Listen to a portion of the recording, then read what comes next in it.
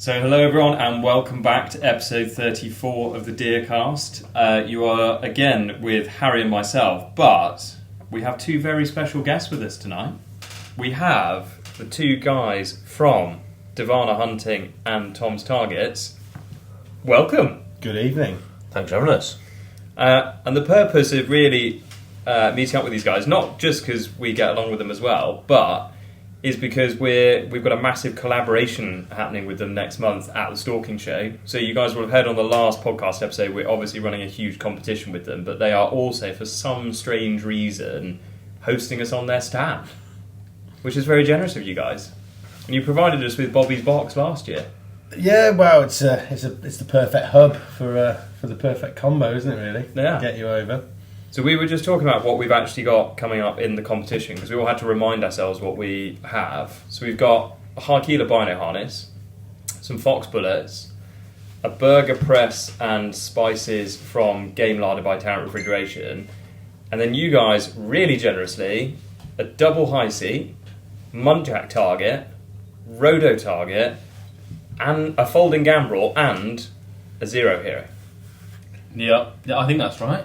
And your pulley system for your folding gambrel. That's it. Well, we're going to Deercast on our stand. We're going to go all out and put a good competition together. Well, it's really, really generous of you guys, and I've already had a few text messages from people saying they're going to come to the Stalking Show just to enter this competition because it is that good. And you'll be able to see us in Bobby's box. Well, we won't be quite as lofty as we were last year. I think we'll be a bit more grounded. Which I think is a good thing, because last year on the second day when I was a bit hungover, climbing up that ladder was not the one. It was not the one. I felt a bit ill. Yeah. Also, we felt a bit removed from everyone. Do you know what I mean? They were walking past, they were looking up at us in our lofty tower. And now you'll be able to see us. Well, we'll keep it to 2 foot off the ground, so no nosebleeds, and people passing can get involved with the banter as well. So we'll have some fun with it, definitely. But really importantly, do you guys know the stand number yet? Or is David still keeping that mega under wraps? Under wraps at the moment. I know we're opposite Pulsar, so in the main hall, opposite Pulsar. Yeah. Oh yeah, okay. Can't miss us. Are they going to be in the same place as they were last year? Yes. Okay.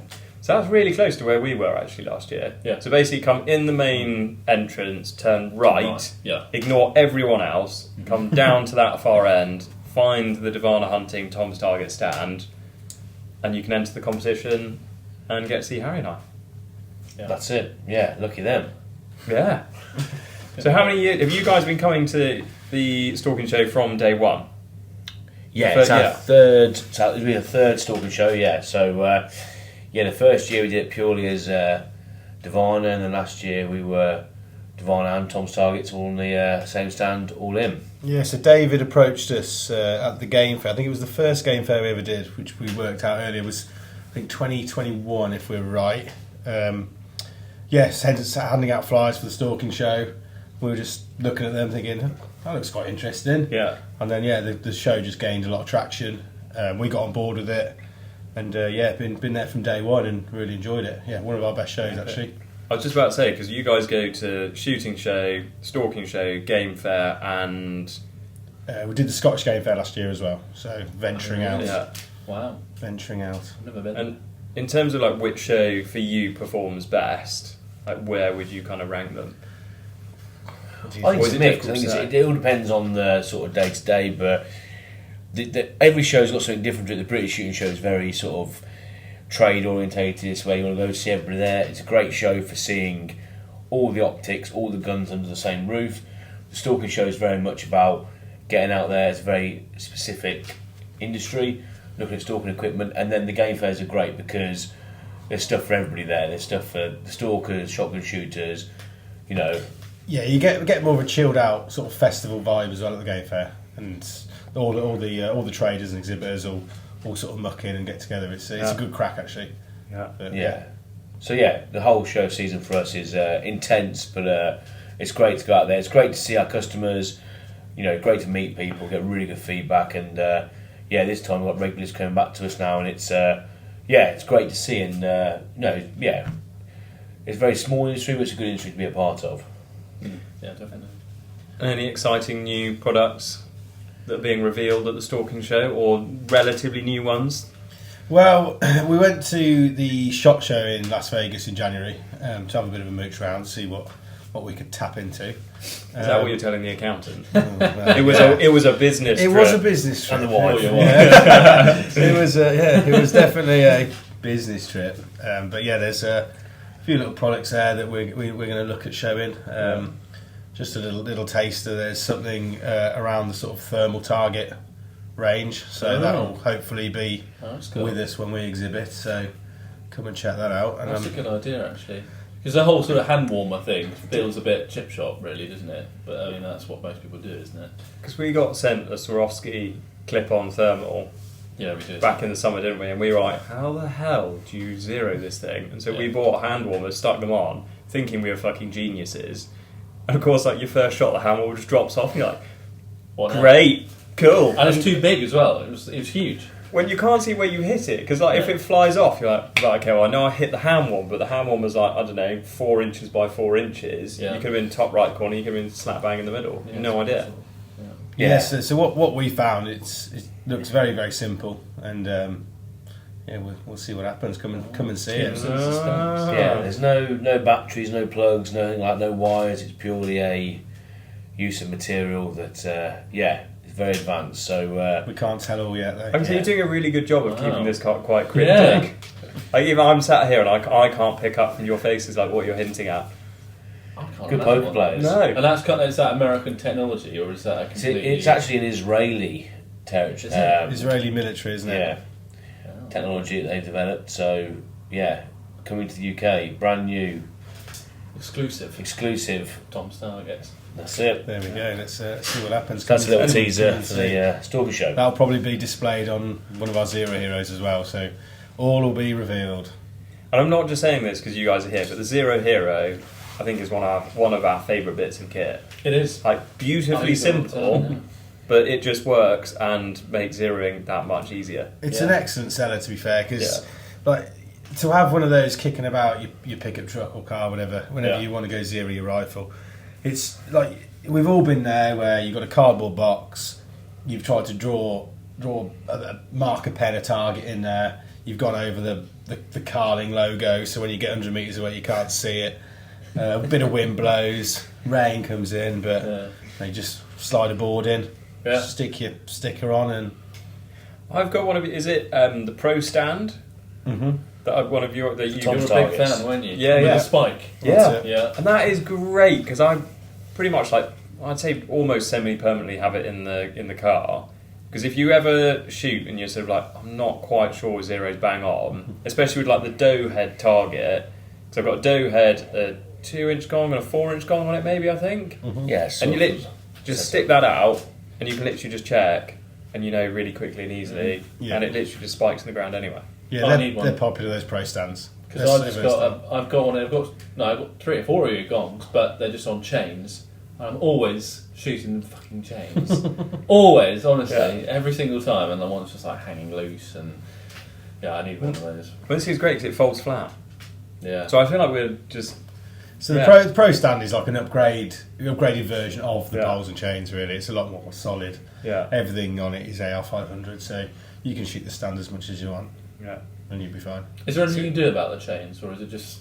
Well, we're actually looking at a different grade chain at the minute, which will give you another thing that we found in Las Vegas actually, and we haven't tested it yet, but there's a different type of chain we can get, which will be a lot, not shoot, but it will take the impact a lot better. Because at the minute the chains, you get the welded chain, don't you? And that's where it tends to fail. But we're trialing new stuff all the time. So the poles and chains work very well with a heavier gong. So you get 300, 400, 500 at a longer range. Yeah, it doesn't move them very often. So the chain's absolutely fine when you're shooting 100mm gong, 100 metres. Just the energy going through those chains, that's what lets it down. But that's what we've got. We've got the poles and chains, one of our best sellers across the range. People, it's very much a strong seller for us, and it's very much a entry level target. Yeah.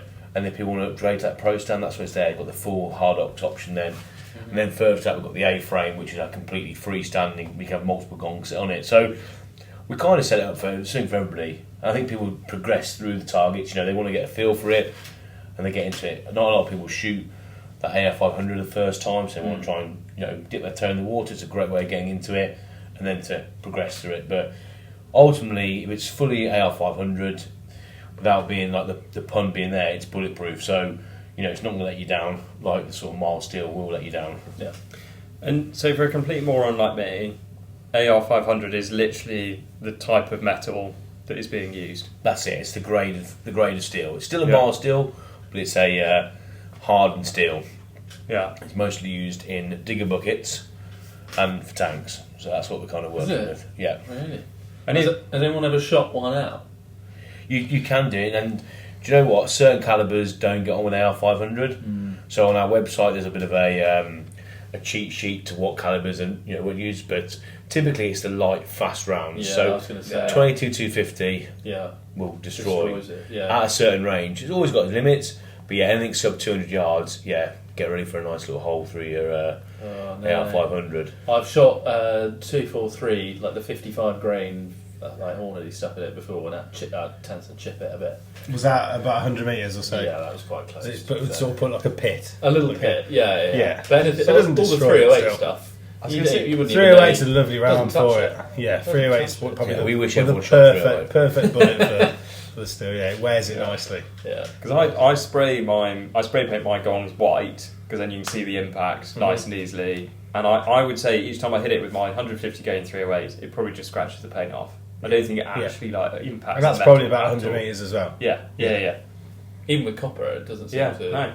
Well, You get you get a mark where the bullets hit, and that is about it. And you spray paint over, job's good. And the most important thing as well is the ricochets as well. It just completely destroys that bullet on impact. Yeah. So 100% safe. Super safe. Yeah. I'm looking forward to the summer. Actually, I feel like the sun's just started to come out. Those nice hot sunny days, you can just lie out on the range and just. When we do most of our, I suppose it's probably when we should do most of our practice, and it is when we do most of our practice, isn't it? Yeah. Like July, and you're starting to get a bit itchy to get back out in the fallow again. Yeah. And we're just there. Nice long range as well. Yeah. Nothing more satisfying than Yeah. like a 200 or 300 yard. Yeah, you get that couple of Dropping seconds some haven't you, rounds in. before you hear the ding. Yeah. So satisfying. Yeah.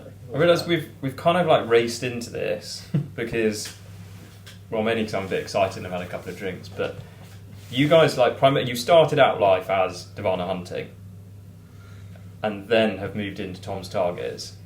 So if we take a step right back to the very beginning, so Devana hunting, how did that even start and happen? Yeah, Devana hunting came about. Basically, we were looking for a way to fund our stalking habit, and obviously, I'm sure everyone can appreciate deer stalking can be an expensive hobby to do. We've never done it at a sort of a deer management level. Not really that invested in it. But so we were just looking at ways of doing it. We were all fairly handy. We made these high seats. We're like, okay, we'll post on Facebook. Does everyone want to do some swaps? Does everyone want to, we'll come for the weekend shooting. We'll bring the high seats. So it went from there. Found out that there's a bit of a gap in the market for high seats at the moment. And we spent years growing up deer stalking where we'd sit in uncomfortable high seats, and my grandfather and my dad would go off stalking for the afternoon, leave me in a high seat. I was there for 2-3 hours, bolt upright in a seat that was made out of box section that was 90 degrees everywhere, very easy to manufacture but not ultimately very comfortable to sit in.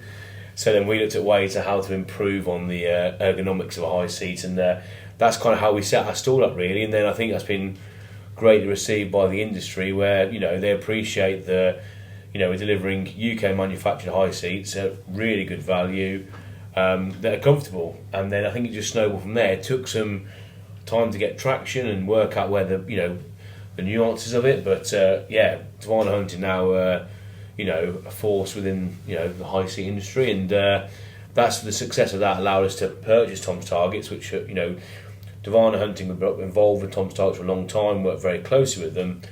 So we knew the brand inside out, and it just fit our portfolio brilliant to bring them into it. So that's kind of how it evolved. We've been doing it for about 2.5-3 years now, properly full on high seats. Where it's very well received. So it's been a learning curve. Obviously, anything to do with e-commerce and websites, all that kind of stuff is totally new to us. So it's been a really challenging time, but a really enjoyable time. And finally feels like we're getting on top of it a little bit. And which one of you has to sit in a high seat, and for how long to check if it's comfortable or not? I think we all have a stint, don't we? On a bit of ground we have. Ironically, the high seats we tend to have on our grounds are the timber ones because it's just cheap and cheerful to knock one up, isn't it? But it's always the way. We're always trying to always providing equipment to other stalkers rather than ourselves. But we've done 3-4 hour stretches in our seats, and it's the thing that does it for me. It sounds very simple, but we put like a 10-degree angle on the backrest, so you've got a nice, especially in a double seat, you can sort of almost shut yourself into a corner and just get yourself settled, relaxed, and solid timber as well. It's we think they're very comfy. Yeah, we were always looking at it as well, because we were in the high seat on Friday night, texting each other. We both were in a lean-to seat, and actually talking about footrest positions. And actually, we're looking at now moving that footrest to where so you can actually give the customer 2 or 3 options of where to put the footrest. So, everyone's got a different height to them, they prefer where they want to be. So it's little things like that. There's a little bit extra work in the workshop, a few more holes in the steel, but we know that it's going to make it a much better product. So that's going to be coming in. That's one thing we'll be showing at the Stalking Show is just the adjustable footrest as well. So that'll be another little thing. So we brought in an adjustable height rest, a shooting rest actually, last year. We haven't done a lot of sort of publicity on it, but those people who have seen it, I think we had it at the game fair. And it seems to be quite popular. So obviously everyone's different sizes, different shapes. Yeah. So if we can have an adjustable footrest to go with the adjustable shooting rest, that's really good. It's sort of almost like a custom high seat. So you're killing two, and also staying in the price range for everyone as well. Like it's not a few little tweaks, and it's not a lot of extra work. So and it's invaluable as well. Like where we are at the minute in the Chilterns, you can often be sat at the bottom of a massive bank, and actually, if you can change the height of that shooting rest, it turns something not very useful into something really useful. It's funny. It's one of those things you wouldn't think a bad high seat would make that much difference, but it's only when you've sat in a bad one that you're like, "Fuck, this is terrible." Your feet go numb. Your feet go numb, or like for some reason the shooting rail is like above your head, and you're like, "How on earth am I going to ever shoot anything with the rifle basically pointed at the moon?" Like it just Before we made the decision to get some Devana high seats, Tom and I had a go at building some ourselves from some stalking directory plans. Oh god! We went to the old timber merchants and picked up. I think they weren't 2x4s, they were like 4x4s. They were absolutely the chunkiest bit. I mean, these high seats are going to last forever. They'll not last us. Yeah, they will. They were not, but they were way more expensive than your guys' plans to build a double one, and they weighed about half a ton each. I was going to say, you would never ever use them. No, we couldn't carry them. 4 people you had to get to carry them. And the one that I made was so uncomfortable because I didn't put a footrest on it.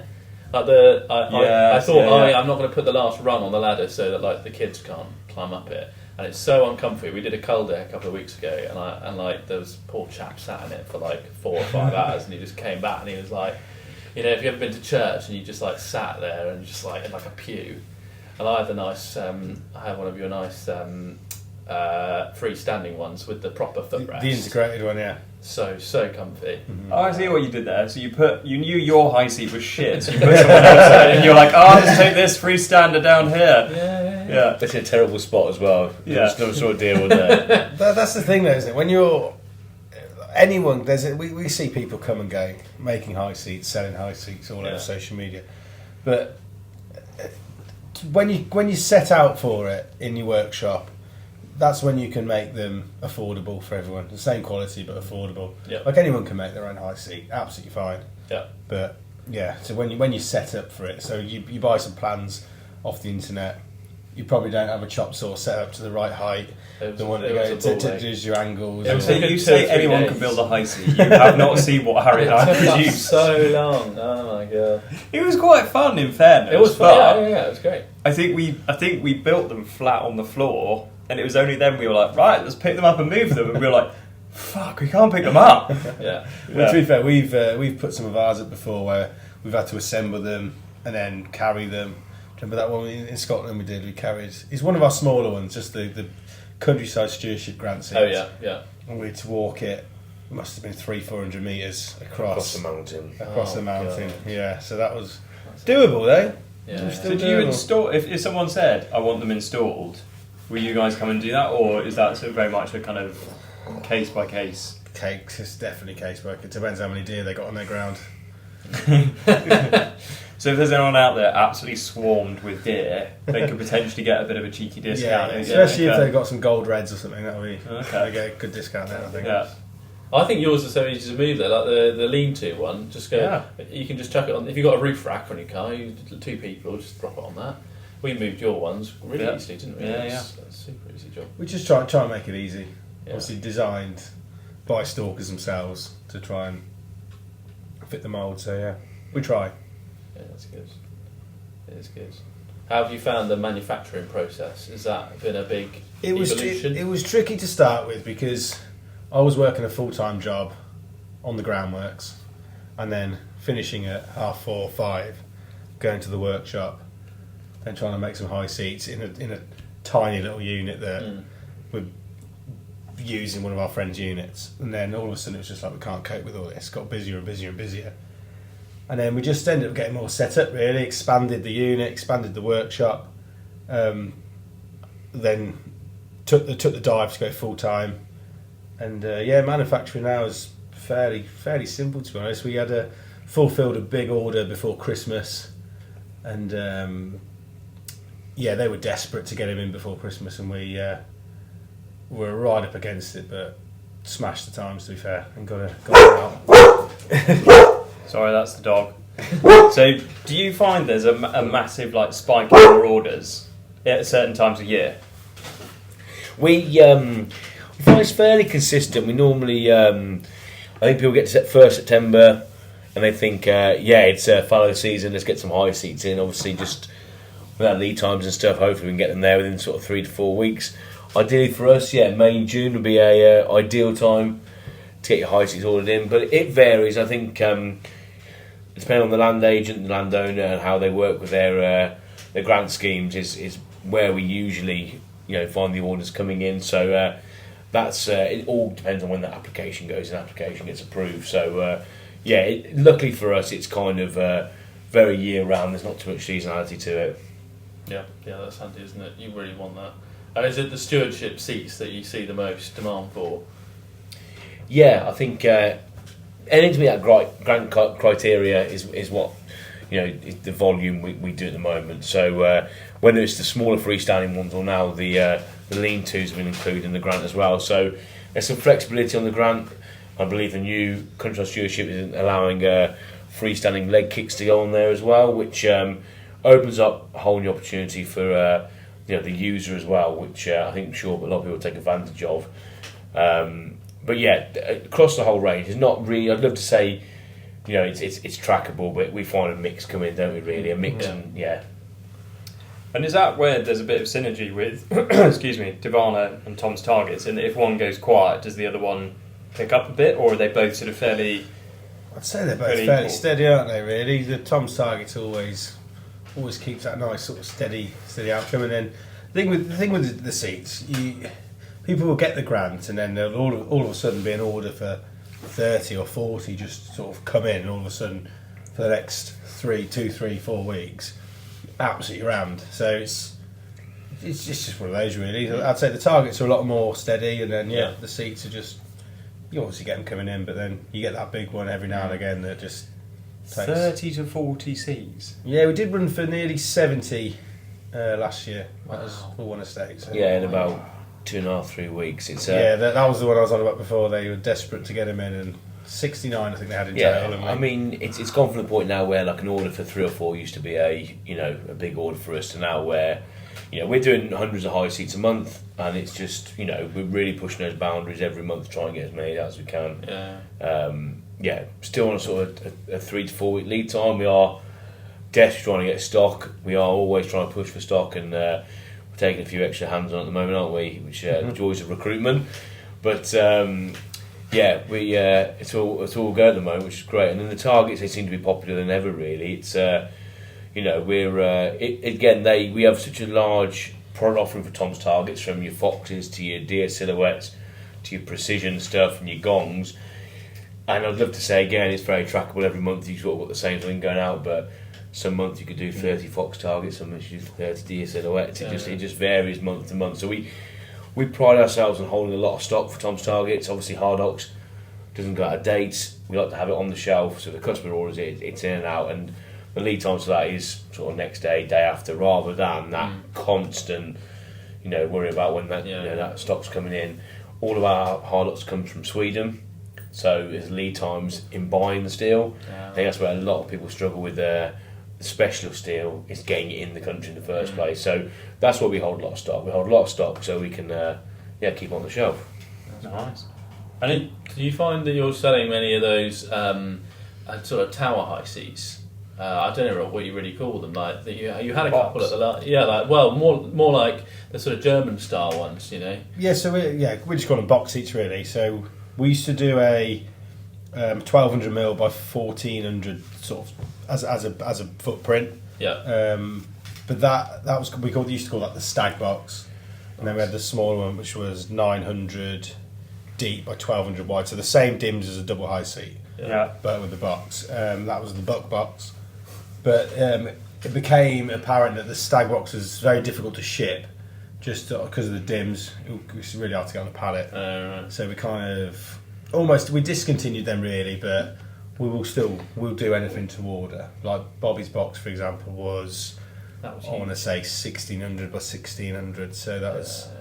It's a big old box. I can say that was enormous, because we got a table and comfortably 4 people and chairs in that. We had 5 or 6 in it at one point. Yeah, it was quite. That's now up in Inverness somewhere, I think. Hang on, so someone got Bobby's box? Really? Where is Bobby's box? Bobby's box up in Scotland. We should have signed it. Yeah, we should have. We always wanted to do go and visit Bobby's box. Here's the what 3 words coordinate for it. We should do. Tourist attraction. I think you're over-egging how many fans we've got. Yeah, I think you do. But yeah, with those box seats, we do them obviously with just the timber fence post legs. Yeah. But they don't last forever. But we do them on galvanised metal legs. I think 80mm box, maybe 100. I can't remember off the top of my head. They are popular, but once again, most of our work comes through the grant schemes, and see that's like a bit of a. You don't get a grant for that. Not really, no. That'd be nice. Unless you've wangled it, but it must be quite frustrating, because watching how the grant schemes evolve and change, and essentially then having to almost adapt some of your products to follow, even if it's not necessarily the right, or what you think is the right choice. Well, that's quite important, isn't it, really? We initially started with just freestanders, because being from that stalking background, trying to find a perfect tree to put your lean to was always quite difficult. And it was just one of those people wanted a lean to, so we then made a lean to. So it was one of those, you just what you think is right might not always be right. So we're always up for a bit of help, aren't we?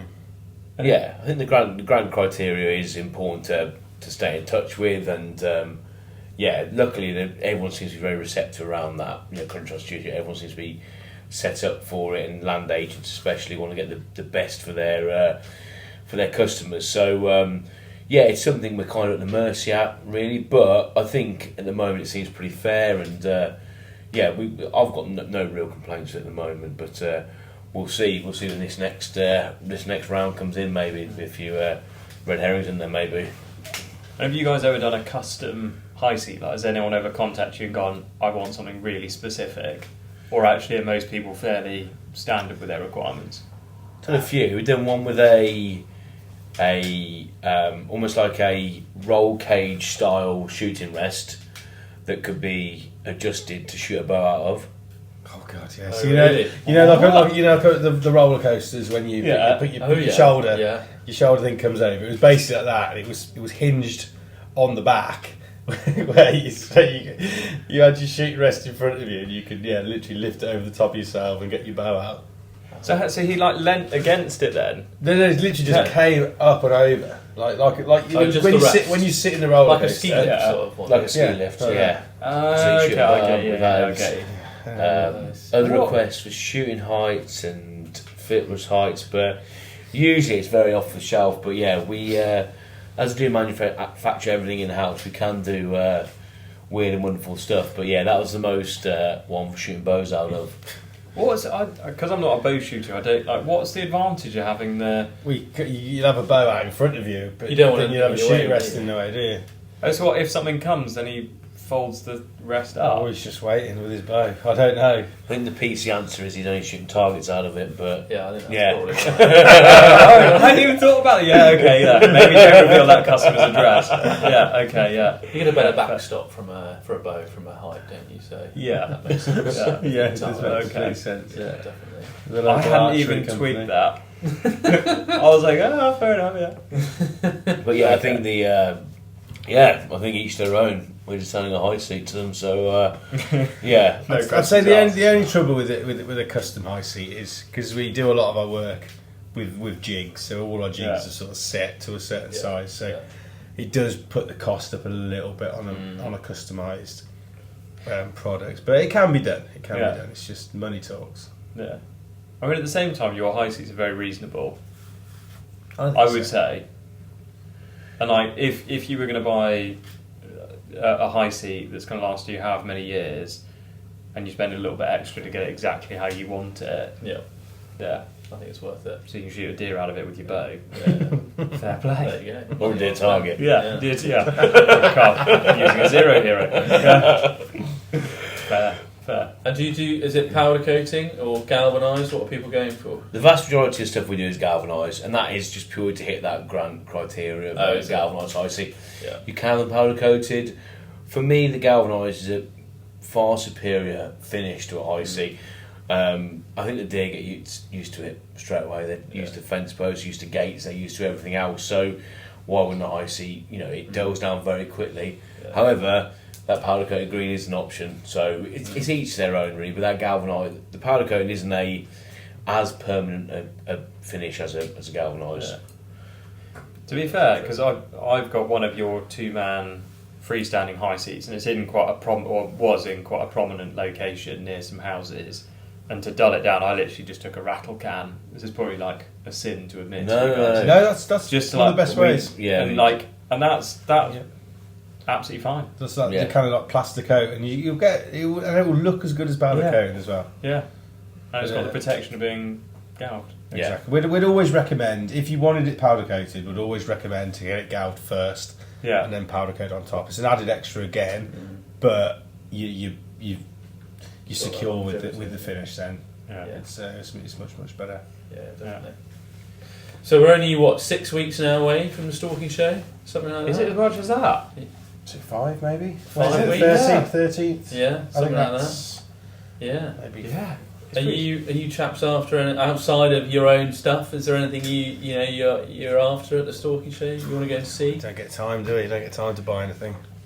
You'll be a helping man the stand. It'll be fine. Yeah, that's it. £5 a high seat. It'll be great. If you see Harry and Tom on the stand, don't go for them for with cash in hand. We're not allowed the card machines.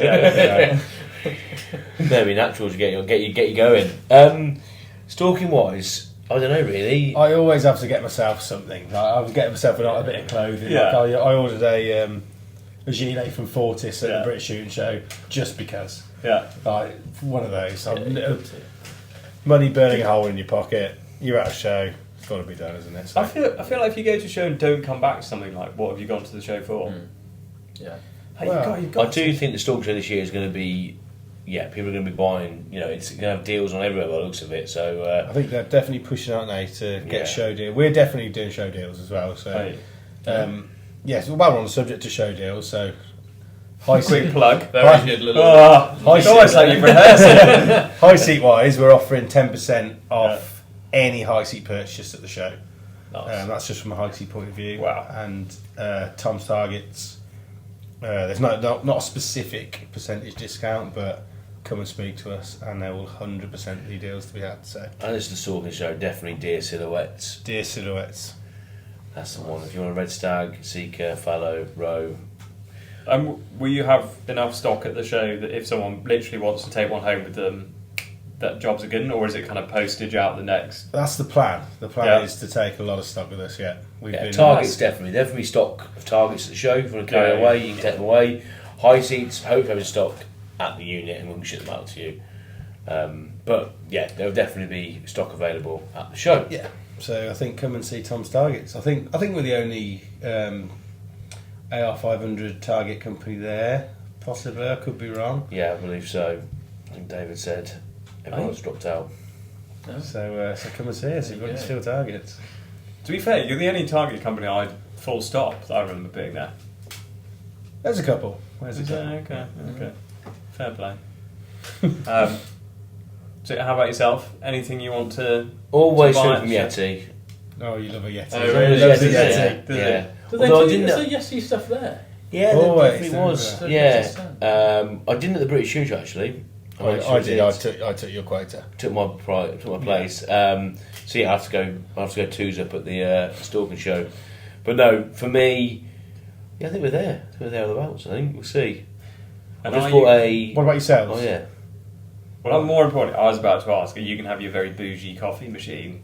Because last year, I remember walking around feeling fucking horrendous in terms of like hungover, and we walked past your stand and you were like, do you like a coffee? I was like, yeah, go on. And you had a little Nespresso machine on your stand. We could bring it. Should we bring it? I think we'll have to. We'll have to bring the coffee machine. Sorted out. What about yourselves anyway? Are you in the market for? Always something.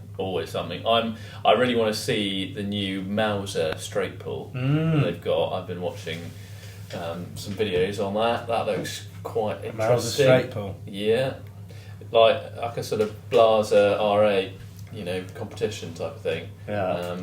It looks pretty cool. It's got a very short throw on it, very sleek. I'm quite tempted by that. Are you? What would you trade out? Well, who says you have to trade out? Trade out. Okay. What's you going to start? Okay, fair. I don't know. I just saw it the other day and I thought, that's once you've used a straight pull, it's hard to go back. Because I use a Blaser R8 and just bought a 223 at the British Shooting Show just so I could just plick the targets with it. Yeah. And then trying to get used to that bolt again, it was horrid. Yeah. He was like, I can't possibly. The 45-degree lift, I can't do it. What is this madness? Yeah. So I'll be quite tempted by that. Hang on. Are you going to get a slot? Not for the store. Oh, okay. No. I want to go and play with one, So I'm going to do that. I need some new boots as well, so I'm going to be doing a bit of boot shopping. Oh, okay. Yeah. My old ex-military ones have had a bit of a hard life. Yeah. We're getting on well with our Crispies at the minute. One of good recommendations. Couldn't recommend them high enough to be fair. Is Owen Beardsmore a fan of those as well? Is he a crispy man? I think he is a crispy man at the moment. But if you are, go and see Rob from Best Fox School. Okay. He'll sort you out some Crispies. Oh, there we go. Excellent product. I've had mine up in Scotland for a week and they are superb. Yeah. Are they the ones with they've got the kind of weird lace thing, haven't they, over the top of them? On the ankle. You can like a gaiter over the top of it, but you can just do like a standard boot as well. Oh, okay. We've got the standard ones, haven't we? Yeah. And they are superb. I'd say they are, really good. Good stuff. Lightweight, instantly comfy. Because I think I've had a pair of Deditos for 4 or 5 years, and they are excellent. Like you don't need to spend a lot of time cleaning them because they're all.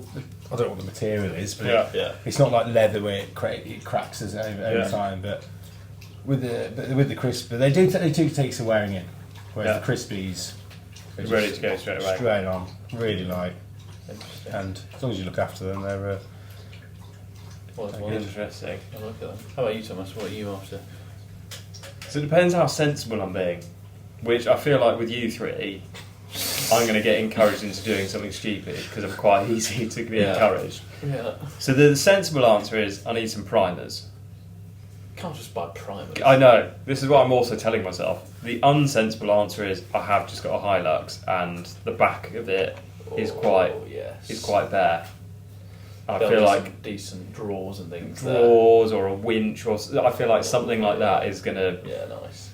I'm not sure. Is that the Stalking Show regarding that? There's There were definitely someone last year who had all sorts of toys. Yeah, this is what I'm worried about. Like carcass trays that you could winch in with a slide. Yeah, it was animal transit boxes, I think. Yeah. We bought a deer tray from them actually. Excellent. Oh yeah. Sled tray. Yeah, really, really good. Oh, right.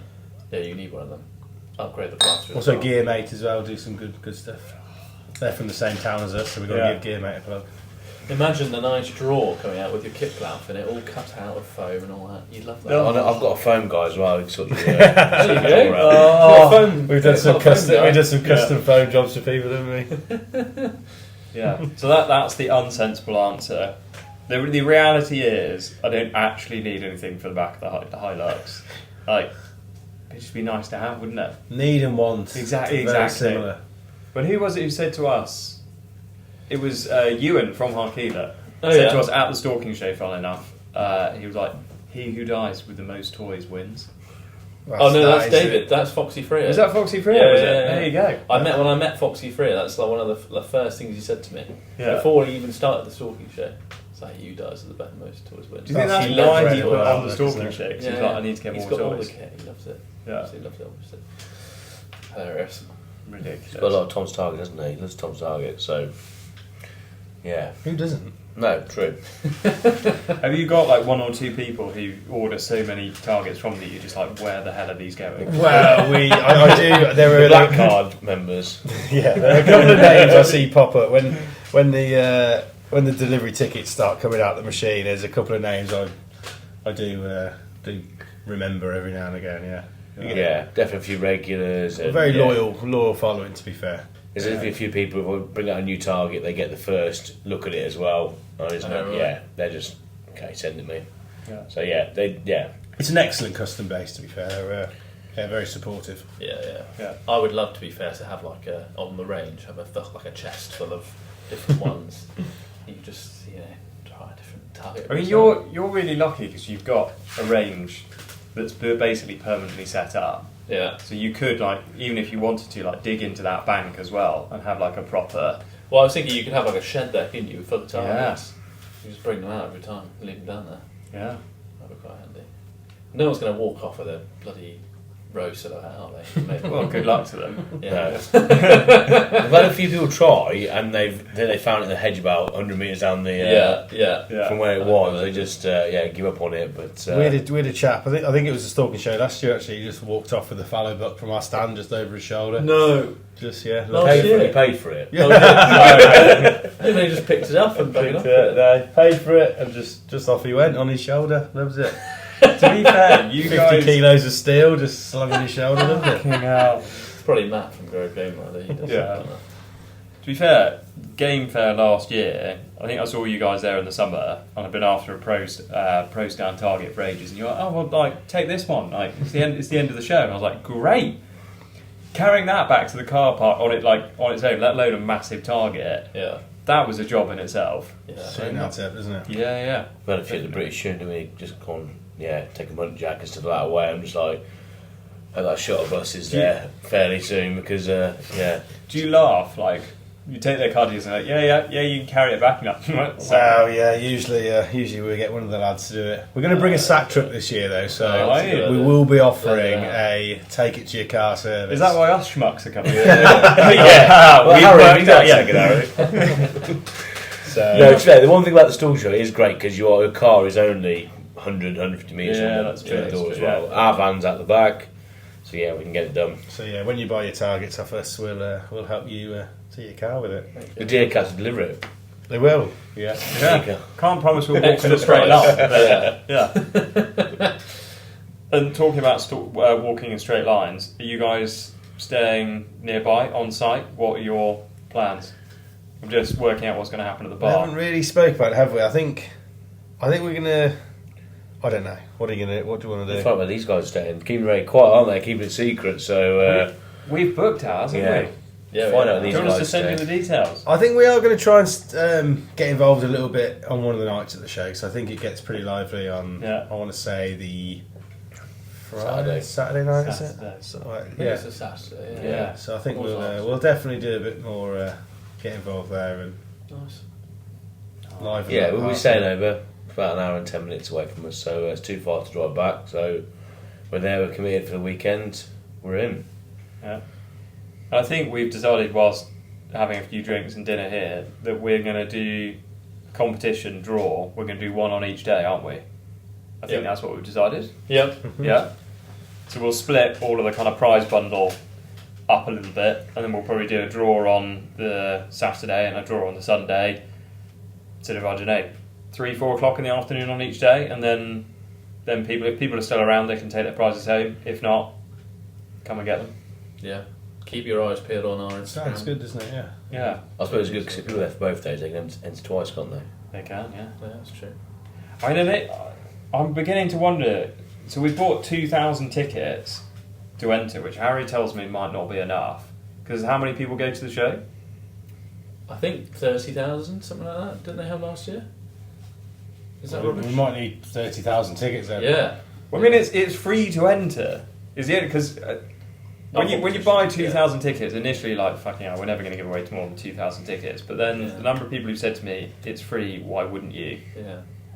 We might have to get. I am worried that Maybe it wasn't that many. Maybe it was 10,000.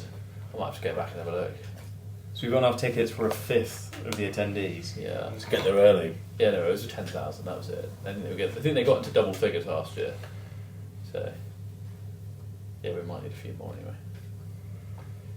There's some good prizes there. Yeah, Well, I mean, A double lean-to high seat for one.